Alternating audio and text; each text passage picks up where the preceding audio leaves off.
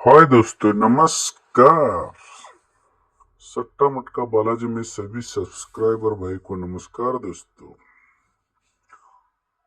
6/7/2026 के लिए भोंगा चार्ट एक में पास होने वाला नजराना 39, 26, 36, 32, 37।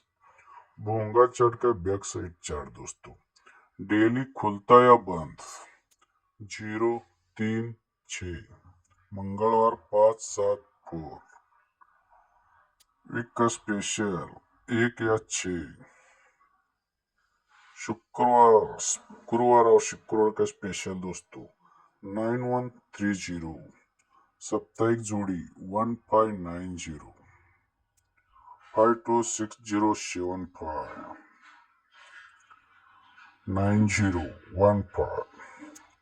छू मंत्र चार्ट भाग्य का सितारा केवल बुधवार 100% चांस दोस्तों 450।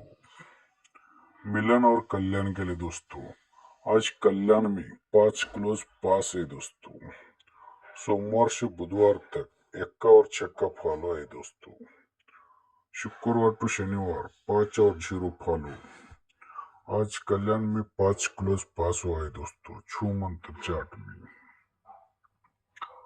दीपक कुमार राजधानी नेवर फेल 4 दिन पास होने वाला दोस्तों। सोमवार के लिए 3, 8, 4, 9। सोम से बुधवार तक 1, 2, 3 उनकी जोड़ी देख लीजिए दोस्तों। वीक का क्लोज चौका, वीक का ओपन धुर्री 3 पत्ती 4, 8, 9। Good luck and goodbye दोस्तों।